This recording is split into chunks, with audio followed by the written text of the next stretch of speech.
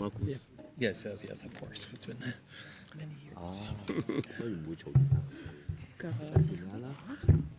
All over again. Times 5,000. Before we first start, just noting that people up here on the panel, the mics are always on, so if you speak directly, you will be heard. But if you want to have a side conversation, make sure you're away from the mic. Okay. So, without further ado, let me pass the floor to our chair, Amrita Chowdhury. Good morning, everyone. I hope I'm audible, and thank you for coming in for the first session of IGF 2025 at 9 a.m. It is of the IGF Support Association, and we'll give you a brief overview of what we do for people who do not know about IGFSA. And then we have a few questions on which we would want to have an interactive session about. Can we see the next slide, please? So this is our agenda. We would be discussing what our mandate is, and we have a few questions where our EC members would take turns to lead and want to interact with, and we would also want to have next steps. Normally at the IGF, we have our annual general meeting, but since it's mid-year, we are not doing it. The AGM would be held at the end of the year. For those who are coming into the room, you would have to use the headsets to hear what is happening, and the channel is 4. Can we go to the next slide? So IGFSA, this is some of our EC members here. And we were set up in 2014. The main aim was to support the Internet Governance Forum, and the goal was also to support the national and regional and sub-regional and youth initiatives, especially of Global South. The next slide. And over the years, these are the figures till 2024 or December. The kind of supports which we have done. Our endeavor is to support more with more funding, but we also have to look for funding options. But this is what we have been doing, supporting the IGF as well as the national regional youth initiatives. The next slide, please. So with that, perhaps I would pass it on to Joyce Chen, who would be leading this part of the discussion. And Joyce, over to you. Thanks very much, Amrita, and welcome to everybody. Thank you for joining us. First session of Day 0 at IGF early in the morning. And for those of you who are joining us from other places, good morning, good afternoon, good evening to you as well. We try and make this session more interactive. And so this isn't really for us to be speaking to you about the questions that you see on the screen. It is really meant for you to be responding to us, your thoughts and views about the question. So if you'd like to move up to the stage, you are very welcome to join us. This isn't all just the EC members. It's also anybody is free to join. It's also easier for us to see you as you're speaking. So feel free to join us. Don't be shy. So the first question is, what is the impact of the WSIS Plus 20 review, IGF mandate renewal on the NRIs, and of course the youth initiatives? And the second question is, if the funding mechanisms for the IGF changes substantially, will there be knock-on effects for the NRIs? I think this is really coming from the point of view that the WSIS Plus 20 review process is happening this year in 2025, and it is going to be rounded up by the end of this year in December.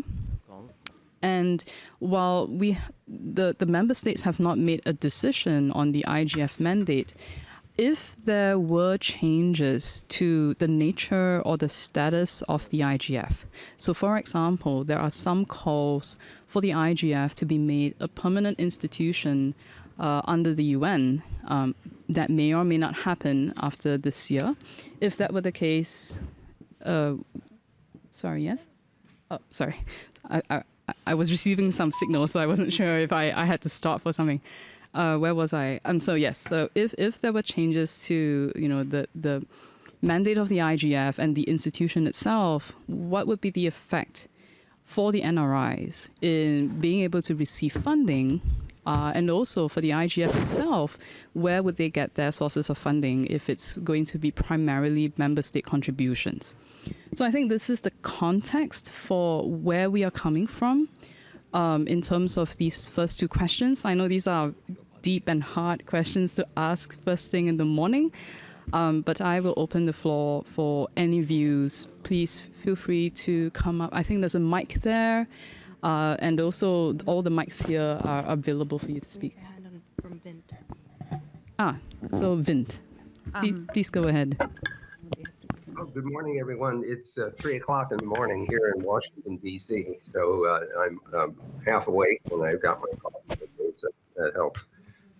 With regard to this question, the first issue is whether IGF continues, and of course that's the thing that WSIS plus 20 will determine.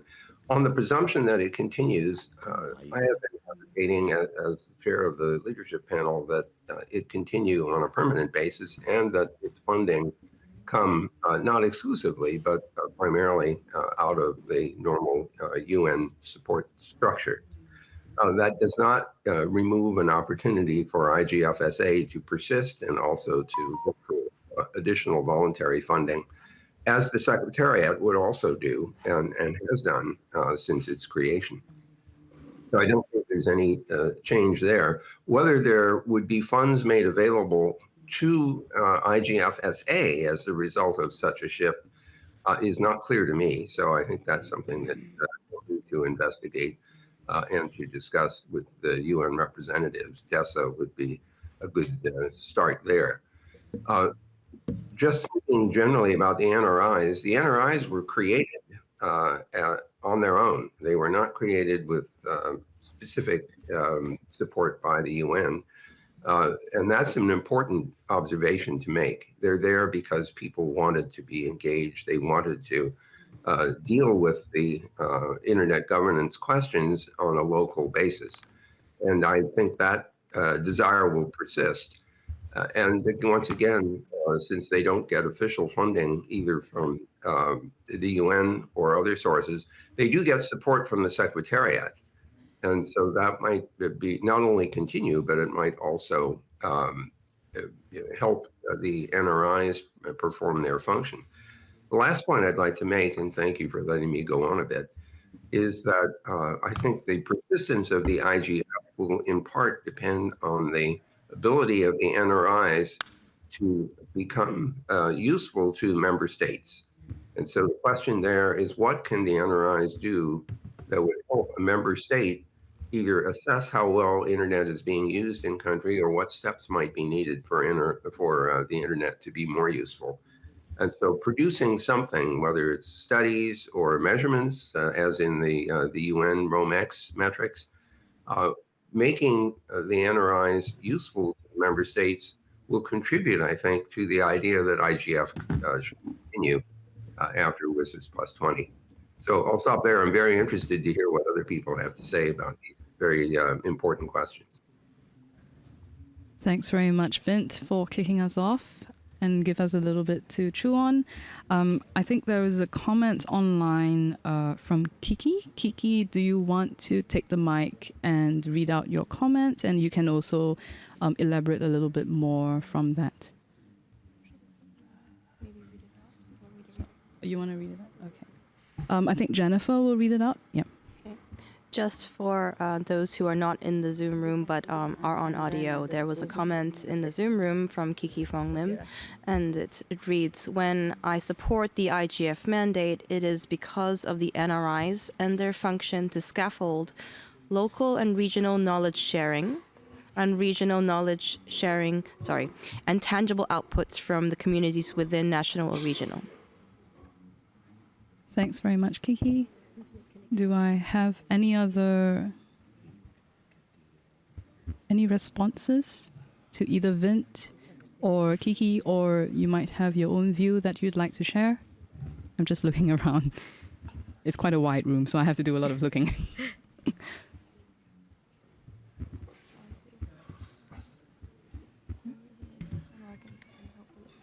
So for those who have come in right now, we are just discussing on these two questions, which you can see on the screen. And please feel free to speak. You would have to come up to the mics at the end, or the table is quite empty. You can come and sit here. We would like to hear your views on these questions. We have 3 sets of questions, but this is the first one. Vince shared his views and so did Kiki, but if anyone feels like speaking, and we just want to have a discussion here, it would be really helpful. And perhaps, Marcus, can I put you on spot to give your views till others form some views on this? Sorry. Yeah, that's yes, thank you. I had not been prepared. It's an unfair attack, I think. Well, the question is, yes, it's comes from many quarters to make the IGF part of the regular UN budget. And the question is, would there be knock-on effects for the NRIs? Frankly, I don't think so. It wouldn't change much in terms of funding. Okay, it would be more comfortable for the IGF to have the regular funding part of it through the UN budget, although the UN budget, as we all know, is under severe attack. So it remains to be seen, how much they would get out of the budget. But it would give institutional stability to the IGF. That in itself, I think, would be a very positive effect. But in terms of funding, honestly, I don't think it would change much. There still would quite a lot of extra funding would be needed through outside resources. And obviously, the IGFSA remains a valid institution, but I don't think it would affect or have any impact on the IGFSA as such. These are my initial preliminary thoughts. Thank you. Yes, please kindly state your name and affiliation if you'd like. Can you hear me? Yes. Okay, my name is Mary Uduma. I coordinate the West Africa Internal Governance Forum. And on question 1, if there is any change, there are changes in the renewal of the mandate, as we are calling, I don't see much changing at the local level. The only thing that I know that will happen is that governments at the national level or sub-regional level or regional level will now be more interested. It might provide more support, whether in kind or in cash, because different communities and different countries, the NRI position is differently viewed. And so I will see that if the mandate is renewed permanently and it becomes, the frontline process of the UN, the governments of the nations will not take interest. It will not just be civil society again, because in some countries it's only civil society that is organizing the IGF. So for that, support might be better, but might not be enough. Because in some countries, governments are interested and supporting, but don't support enough. So they provide some kind. So the rest will still source funding for our program. Thank you. Thank you. Jennifer? Thank you, Mary, for sharing that. It's actually quite interesting because I know both for Nigeria IGF and also West Africa IGF, it's actually quite a big undertaking for all of that.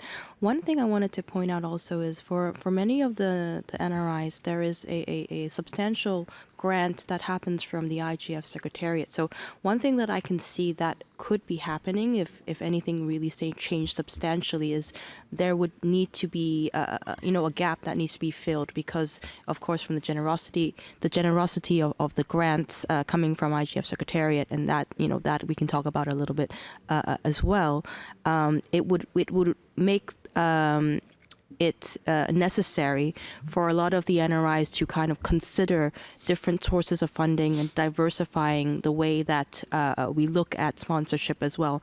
And I think that's a really good segue into our next one, but I'll hand it back to Joyce to see if we can wrap these two questions. Yep. I just want to make note that we do have two comments online, which I'll read out. So Mark Cavell, as a member of the European Regional IGF, I share in principle what Vin has said about being useful for individual and regional IGFs, but the practicalities of this will vary across the 170 plus NRIs according to the degree of recognition and support provided by the national administrations for individual NRIs. And Bia Guevara, I hope I pronounced your name correctly, why IGFs and regional youth initiatives will have more space and support in the global dialogue with intergenerational approaches embedded in official outcomes.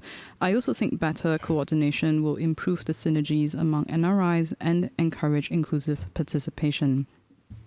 Thanks very much for these comments. I'm just doing a quick sweep to see if I missed anyone else out. Just in closing for this section, I appreciate the optimism, and I do hope that, if the IGF were to get its mandate renewed and that it moves into a more permanent structure, that means that there would be more resources made available from all the varying contributions from member states on top of any other additional funding sources.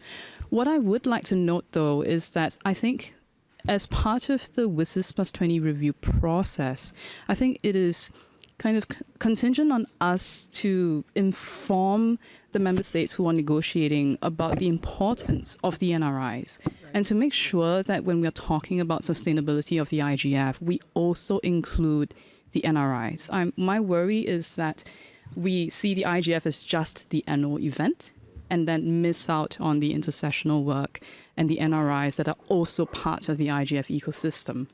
So as much as possible, I would encourage when you are speaking with your governments, with your administrations, with different stakeholders in your local community, make sure that the word on the NRIs is you raise awareness of it so that they are thinking in a more holistic manner as they're doing their negotiations. I think this is the important piece. I'll close here and I'll move on to the next person. Yes, thank you so much, Joyce. I think that's important because, the renewal of the mandate and also the survival of many NRIs are very interlinked in many countries, and we should not forget that the communities at the grassroots level. And with this, we move to Flavio, and Flavio, you would be leading this section, right? Yeah. Yes. Thank you, Amrita. Can we see the questions on the screen, on the Zoom room, please? I'll just go and call Fiona. So this, again, this is not for us to speak about those issues. We would love to hear from you, your visions, your contributions regarding these three questions about funding. Yeah, the first one, which are the current funding models and best practices for the NRIs that you are involved in as important stakeholders in your respective NRIs in your regions or countries? What are the common pain points for fundraising that you feel trying to get funding for your NRIs? And then we should kind of brainstorm together here what funding strategies and innovations can the IGF and the NRIs explore. So we know that NRIs try to access very different types of funding, from IGFSA, of course, from the Internet Society Foundation, from the IGF Secretariat. This means from the trust fund itself, from local governments, organizations from the technical community, ICANN, the NRIs, from the local CCTLDs, internet service providers, technology companies, telecom companies, universities, industry associations, and so on. So there's a wide spectrum of different funding sources, and of course this depends very much on the local reality of each country. So, but would love to hear from you. Yeah, what are the other funding models you are using? What type of funds you are accessing, and what are the pain points you have, and would you have suggestions for new strategies, innovations that the community could try to use to access new types of funding. So, floor is... Vint. Yeah, Vint, please. Well, I have just a generic response here. I've been in the business of trying to raise funds for nonprofits for many, many years now. And the usual question when you approach anyone for funding is, well, what's in it for me? And I don't mean necessarily in some, self-centered way. Someone who is asked to fund something will ask, well, why would I do that? What is the benefit that my support confers? And I'm pretty sure that that's not always an easy question to answer. You want some concrete way of explaining why funding this particular activity is a good thing, either for the funder in some very direct way, or in an indirect way because it benefits the local environment. So the consequence of that line of reasoning reinforces my general sense that the NRIs in particular have an opportunity to speak to potential funders to say, if you fund us, we will be able to do the following things, which we believe will improve the utility of the internet in our country or in our region. But I'm very interested to hear what some of the other folks have to say. In some parts of the world, private sector funding is not common. It's more common in the U.S. perhaps than in other places, and so we forget that not always the private sector is accustomed to supporting these kinds of operations. So let's hear from some of the NRIs about their experience so far. Yeah, thank you, Vint. So, floor is open. I can. Yeah, please. Thank you. So my name is Vanov Sapyan. I'm from Regional Internet Registry, or IPNCC, but I have also some roots to support of IGF initiatives in the Central Asia, Caucasus, Moldova, and some other countries. We can also understand that in some cases, it is also attractive for private companies to come there and make the sponsorship because it is a really good visibility and more mature. The IGF is more possibilities for the organizers to engage them and ensure this visibility and sell them these packages. But we should also remember that technical community is quite passionate to participate if you discuss there the issues that is really, really important for them, not something that is very far from their reality, but that is very close to them, like the infrastructure access and all this stuff. And it is already the issue of the organizer to ensure this engagement, to bring to the agenda really important and urgent issues of the local community. Another point is the engagement of the state. I don't believe, or it will be very tough for the developing countries to put it in the budget. But it can also create the possibility to engage new partners. We, at least in our region, IT is not very active to participate in the IGF initiatives, but if it goes to the upper level, let's say, it might open the door for the IT also to make this intervention and to make funding and to ensure this funding for them. So I'm quite optimistic, but we should work together all together with technical community, with civil society, the government, and all other stakeholders to ensure that it is not going the wrong way. It is not, well, we say that there are a lot of possibilities, but we have now a current model that at least ensuring the proactive promotion of IGF and activities of IGF in the region and in the country. So we should make sure that we can keep it at least. Another part is very active engagement of CCTLDs. At least in our region, they are either hosting the IGFs or supporting these IGFs.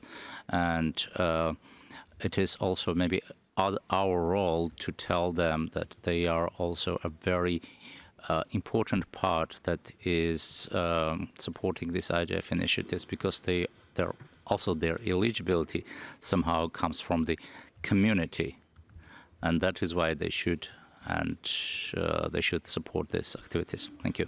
Yeah, thank you. Someone else would like to? Yeah. It's on, is it? Okay. Yeah. Thank you very much. Thank you for giving the opportunity that we can sit here around and discuss this important topic. I'm organizing the regional IGF, the EuroDIC, the IGF for Europe, and I'm doing this since almost 20 years now. I can't believe I'm saying that. What strikes me in those almost 20 years is that I have the feeling that for the NRIs, the regional and the nationals in particular, it is still somehow expected that we are working on a rather voluntary basis, or at least on a very low budget. And this is somehow anticipated that it's just like that. At a certain point, we did not really get over the status of grassroots initiatives. On the other hand, full performance is expected. And just to give you an example, I want to remind us when the pandemic hit the world, we realized that we were actually front runners in virtual work and remote participation. And suddenly the entire world understood the costs that are involved and the effort that is involved in running meaningful remote participation to really make it work. And this is just an example how we performed even before the pandemic in this respect. And then suddenly everyone realized, oh my gosh, this is a lot of effort. This is really expensive. And but it was just expected that we are doing this. And we did it with a lot of enthusiasm, with a lot of voluntary work, etc. But honestly, this cannot go on for another 5 or 10 years. We are doing this since almost 20 years now, and that is a way too long time. So I think it's a matter of expectation management here. We really have to say, if you expect full performance on all levels, and it's not just technical issues, it's also outreach to the political level, engaging of all stakeholders, and engaging stakeholders is possibly the most hardest part of our work. Not ordering a room and setting up technical infrastructure, but reaching the stakeholders. And here, where the national regional IGFs play a really important role, because they can reach out to the local and to the national level. They understand the issues, and they speak the language that is spoken in communities that are not familiar with having a conversation in English. So I do agree what had been said in the first segment, that a permanent mandate and a well-financed mandate for the IGF Secretariat will definitely help national and regional IGFs to get the needed attention on a regional, on a national level. But I also don't expect that it will help funding the national and regionals, because as said, we are not UN bodies, we started as grassroots initiatives. I see a big need for the private sector, and in particular big tech, to play the role here, because what we are doing here, basically, we are fighting for a free and interoperable internet, and big tech has the biggest benefit of all this. So they must step in, and the IGFSA as an institution to manage a trust fund could be very helpful in this respect, collecting money. That then helps the national and regional IGFs to do their work on the ground. But expectations and anticipations at the moment are very far apart from each other. Thank you very much. Thank you, Sandra. Okay. Yeah, Mary, please. Okay. Thank you. Can you hear me? Yeah. Okay. The NRIs, as we started from nowhere. Nobody instituted it, and it was organic. It started from the grassroots. And what we have done in my own region, the administrations in my region, we've been getting them involved in the first instance. For instance, in West Africa, our secretariat is with the West Africa Economic Commission, called ECOWAS. And we have member states. And each year we get an administration to do the heavy lifting for us in terms of funding. They provide 80% of the funds or resources we need to organize our our annual meeting. our businesses have not been involved so much. But last year, what we did was to develop a package, saying that, funding package to attract resources from the non-usual cooperators and funders. And one of them, we were able to get funding from a Uber-like organization that operates in West Africa. And this year again, we did the same, and we found out that we got attention. But getting that attention of the resource funders, we also need to convince them that there's something in there for them. Just like others have spoken, and also the visibility. So some of them want to be in the plenary session, or do workshop, or do exhibition, just to encourage them. So those are the strategies we have used, and it has worked for us. We held the last one in Nigeria, and it was very, very successful. So, but we have not convinced the private sector enough to be able to participate fully. So we are still looking at what we should do to attract the private sector, but we give them sessions.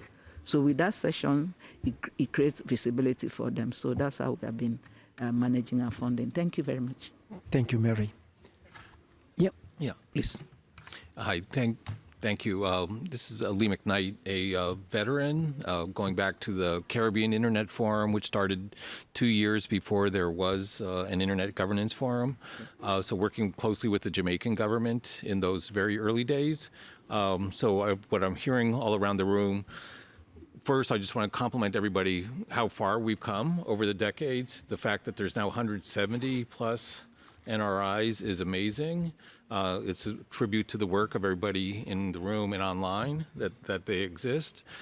Second, I wanted to highlight the, complementarity. Probably they wouldn't exist without the UN IGF and all the work of people here at the UN. Marilyn Cade, I'm thinking of, who's passed away, who helped and encourage and provide a model for the local initiatives. So now turning back to the funding question, it was hard 22 years ago for the Courtney Jackson from the government of Jamaica to persuade industry to throw in funds. It was impossible for me to get big tech companies to say, I can't go to my boss and say, there's going to be a meeting in Grenada that I have to be at, and Google's going to sponsor it, or whoever it is. So there's a balance between needs of the local and regional communities, which somehow has gotten us to this point. I do think it will be easier somewhat if the UN IGF is institutionalized. That will then provide further legitimacy for the grassroots efforts and will sort of strengthen the support potential going forward. So I don't think there's going to be any magic solution, and I feel our Eurodig founders' pain in having done this so long, and so we're overcoming so many challenges. So it's still going to be difficult. There's not going to be no magic solutions, but I think with the progress made over the decades and with IGF, UN IGF institutionalization, it should be marginally better, not magically better. Thank you. So thank you. So we have Jordan and then Edmond. Yeah, Jordan. Thank you, Flavio. Good morning, everyone. My name is Jordan Carter. I work for the Australian Domain Administration, the organization that runs the .au CCTLD. Just two thoughts. In my experience in both New Zealand and Australia, the most integral funding partners for the national IGFs have been the CCTLD manager. The IGF is a core part of the country's internet governance infrastructure. And when the CC has a role and a responsibility to do that in its strategy or its mandate from the government, it's a natural fit, at least partly because it tends to be disinterested in the outcomes and the substance of the discussion. So it's a great supporter for a neutral platform. I guess that could be different if there was a fight about the CCTLD happening in the local area, but usually most of the time that doesn't seem to be the case. So if you're from a CC and you're not currently a supporter of that internet governance infrastructure, I would urge you to do so. The second point I'd make is just to highlight the tension between some of these private sector wishes that we have for funding and the fact that the NRIs and the IGF generally are designed to be dialogue forums. And when you've been in this game for a while, you sort of think about the decision shaping and norm making facets there. But if you're a harried executive with limited funds to give out, you tend to prioritize things where a decision is going to be made that you care about. So ironically, the non-decisional aspect of this forum, which is so important, makes it more difficult to achieve private sector funding. And I think it's more important to keep that dialogue space than it is to change it in order to save that funding thing, which reinforces the importance of organizations like CCTLDs being resources for their NRIs, resources in this case being funding, and other in-kind support. At ADA, we provide the Secretariat for the National IGF as well. Hope that helps. Thanks. Thank you, Jordan. Yeah, Edmund? Edmund here, and from .Asia, we're like Sandra, we've been supporting the APR IGF as Secretariat, but also speaking from, I guess, Internet Society Hong Kong, where the Hong Kong IGF that I'm involved in, building on what I guess really Vint and Sandra, and also what Jordan touched on. I think besides the getting the support which we really lean on, the ISOCs, the CCTLDs, the registries for at this moment, I think creating impact of the work that really informs the local legislation, what might be a very important part, because right now the line between the NRIs and the actual decision-making part, which Jordan highlighted, is not quite there. But I think one of the things that the institutionalization of IGF or the UN IGF would be very useful for is to bring this parliamentary track thing to the NRIs, because then that thread between the NRI discussion and the local legislation could be much better drawn, and that I think would create the impact, and that would create the interest for sponsorship for other types of funding that would support the NRIs, which came from a grassroots direction as mentioned. But the UN IGF, once institutionalized, can really bring the parliamentary track to the NRIs, and I think this could create impact. Yep, Jennifer. Thanks, Flavio. So this is Jennifer, and I'm actually speaking on behalf of being part of the Secretariat team of the Asia Pacific Regional IGF.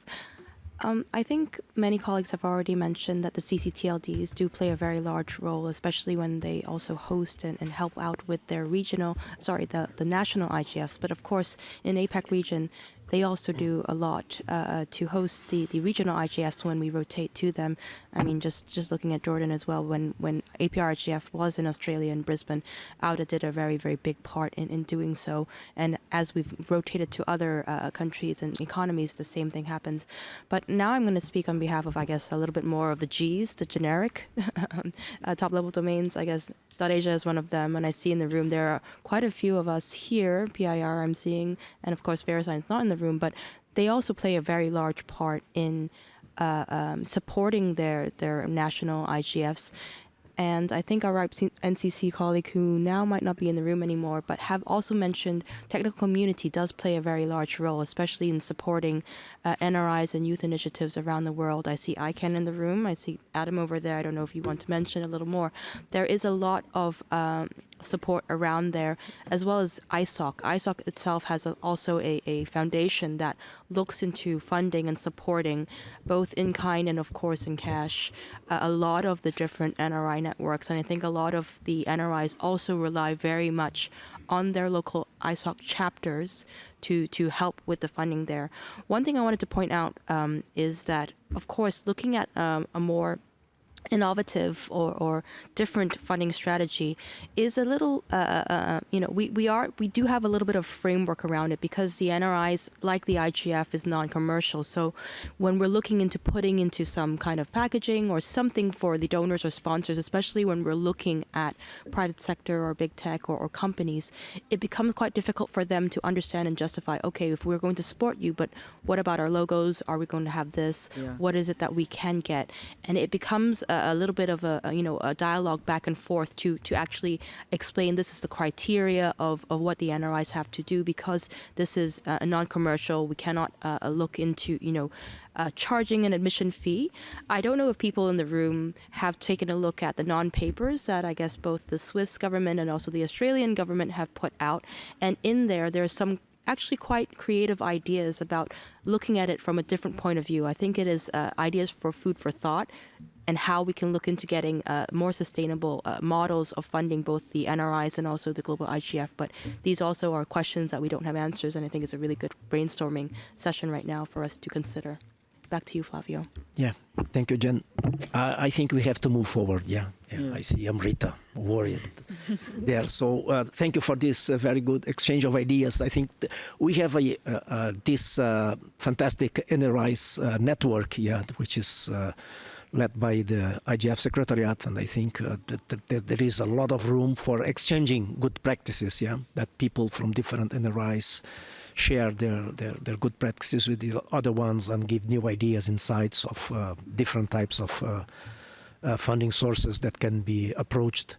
And we know that the community has a lot of things to share with the other NRIs, and I hope that the NRIs network can be used for that. So let's move to the next point in the agenda. Right. Amrita, please. Thank you so much, Flavio. And for those who have more ideas but could not speak, you could also email it to us. And if you want to speak, those who have just come in, we have the mics on the table. Please feel to come and sit out here and raise your hand. We'll have Fiona taking in the next section. But yes, in NRI funding, NRIs are different. They come from varied backgrounds. The countries are different. Things which may work in some countries may not, but best practices, if they are shared, helps because sustainability is a challenge for the NRIs for sure. Fiona, the next section is yours, 10 minutes. Thank you so much, Amrita. Good morning, everyone. I believe that following through from the discussion as we continue, we're going to see the importance of sustainability planning for the NRIs moving forward, and a number of things are glaringly hitting us in the face. For example, what has been mentioned about the role of getting the different stakeholders to be involved in the discussions. It is important that with where we've reached right now, we should have already had this, all the stakeholders coming in for the IGF, for the national IGF at the national levels, and being able to then cascade it upwards and getting them to participate even at the global IGF. But that seems to be a challenge which we have to figure out how to overcome. That said and done, as we continue having our national and regional internet governance forums, what are the things that we need to consider moving forward? Is there a role still for the IGFSA to play in the national and regional IGF forums? And what would be the role of the NRIs in ensuring sustainability of resourcing of the global IGF? Is there a role for the NRIs to play in that space? What other resources are helpful for us to be able to tap into to ensure the sustainability of the NRIs? Why are these questions important? Because we are at a point where we've not exhausted the engagement and the conversations that we need to have with other stakeholders, with having and driving the multi-stakeholder discussions and engagements. Even if the internet governance forums are not decision-making, the collaboration in discussions and looking at policy and regulatory gaps at that level by all stakeholders is very important in capacity building and framing discussions that can go into other areas to ensure and sustain engagement and multi-stakeholder participation at all the different levels, at the local, national levels and regional levels, and cascading it from a bottom-up a multi-stakeholder engagement process. And so the floor, I think, is going to be open for us to have a conversation for the next few minutes. Our time is moving very fast, but if we can get your views for those who are here on what you think can be done to ensure sustainability and better planning for the both the local NRIs and the global IGFs. I think that would be important to hear views on. And so we will start with feedback and input from Jameson. Thank you. Thank you very much, Fiona. My name is Jameson Olufuye from the Africa ICT Alliance. I run contemporary consulting based in Abuja, Nigeria. I've been involved in the process for quite a while, and I'm happy with what we are doing. Thank you, the executive committee, for the great job. The ecosystem is gaining strength, year by year. There's no doubt about that. And we need to continuously enrich it. And we enrich it through various measures, expanding its structure and also funding mechanism. If you permit me to just recall back to a little to what we've discussed earlier. How do we get more funding? Yes, that is from the other sectors, business in particular. The business need to have a seat on MAG. As it is at the global level, at the local level, there should be a specific seat for the business as well, for the technical people, for the civil society. And then they should be followed up to make sure they are there. And once their interest is covered, there should be funding from that source, basically. An interesting development is that there has been call for sub-national IGF. There has some call for sub-national IGF. That is, apart from national, then even at the state level, local level. I recall I proposed this, I mentioned this at the IGF in Brazil, 2006. But I was surprised that I gained some traction. Some people have been asking me, how about the state level, is it allowed? How about the local government level, is it allowed? I say, yes, why not?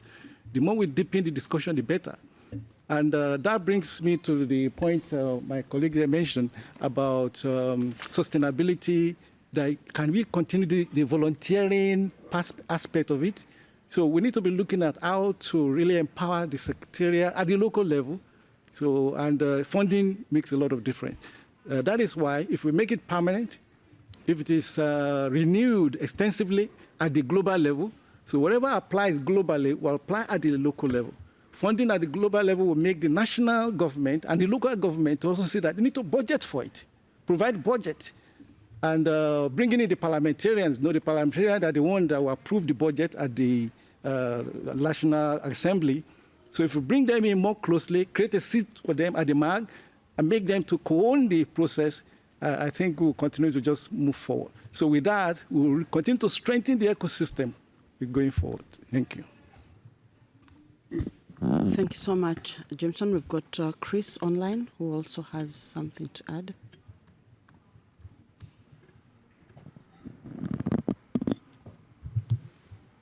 I don't know if Chris Mondini, one of our EC members, would like to join in on this particular part, but if not, then we can go to the next speaker as well. Okay. Can I go? Yes, okay. you can. Thanks. This is Joyce speaking for the record. I'm not speaking with my EC hat on. I'm just speaking as a participant, as a follower, and as one of the sponsors as well for initiatives like the APR-IGF. And I really relate to this idea that we have really been doing all this on a voluntary basis and very much at a best effort kind of manner. Whatever available resources there are, and then just try your best to put on a good show. And I was just thinking, in terms of the additional resources required, I think we should also think from an operational point of view, the professionalization of all the different secretariats. I think that's really important. And I think, for example, the APR-IGF, not that I'm speaking on behalf of them, I'm speaking just as a participant. My observation is that because .Asia is the secretariat, they put in a lot of effort to make the event happen. And I'm not sure if many of the other NRIs have similar very dedicated secretariats with the skills to to put the event together to, kind of herd the cats of the whichever is your steering group, committees, etc. And it requires a lot of heavy lifting on the part of your secretariats. And so I think part of our discussion about resources is also to think about how we can leverage our secretariats better and how we can also resource our secretariats better. So that's my point of view. Thank you. Amrita? Thank you, Fiona. And just to take up from what Joyce said, Amrita, for the record, most of the NRIs are volunteer-driven. They do not have a secretariat. So if one person goes, the show kind of becomes shaky. So, building that leadership for sustainability is important. And many times, if you go to donors, many big tech, they do not understand the volunteer work which happens, that there is no, how is it structured? It's not legally registered somewhere. So it's very difficult for them to understand how volunteers work. And many from the people from the external audience do not understand this volunteer work, how passionately people work. So it also takes a lot of time to explain to them how it works. Many governments also, even for IGF, they find it very difficult that how volunteers come, contribute and go away. What is the interest? So it takes a lot of education. But Fiona, over to you. I know we are short of time. We are running short of time. But I think also in the interest of being able to ensure sustainability and planning is improved, I like the idea of formalizing, because the truth is when a volunteer leaves, they pass away or they move on to something else, everything stops there. Those who, like the School of Internet Governance Europe has been run by our dear friend for the longest time. If she moved on to something else, who takes over from you? When you think about it, even the national internet governance forums are running that way. Is there a way that the multi-stakeholders can come together and formalize that process so that it's always a team that is working together to get things done, so that then we are able to ensure sustainability in the way we operate and run these forums, And when you think about it, I think that's the food for thought we should carry from this discussion and take home with us, because then it gives us something that we can be able to work on and think through and see how we engage to make it happen, and to make sure that the national and regional internet registries are sustainable.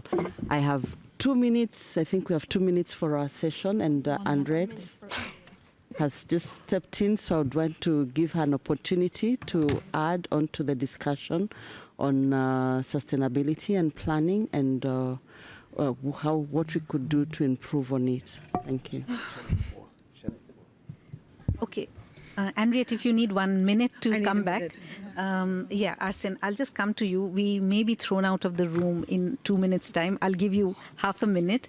But before we end, we would like to take a group photograph. And from the IGF EC, we would also like to remember Nigel, who was our treasurer. We didn't do it early because most of the people were not here. We really miss him. He was an integral part. He managed our as a treasurer, and obviously many of you would know him in person. So, we would like to remember him also out here. Henriette, if you could speak, and then Arsene. My apologies, everyone. Henriette Esterhuizen, I'm one of the executive. I'm sorry I couldn't be here. I think this is really just to share that we've been talking about how to strengthen the IGF, but particularly to strengthen national and regional IGFs, that the challenge that we should all try and tackle collectively is not just one about funding. The sustainability and the ongoing strength and impact of national and regional IGFs also requires them to be legitimate, to be inclusive, to be able to play a role at a national level that brings together interest groups and stakeholders that might not find it easy to work together, but that need to work together, and also to be able to have the systems, the critical thinking, the processes in place to give them that longer term sustainability. And ultimately, I think we all understand that in the long run, NRIs do need to be supported by their communities and by the institutions and organizations that come together through that NRI. And that's not something that happens easily. It requires a lot of relationship building as well. So I mean, that would just be my opening remarks. We have some ideas. We want your ideas.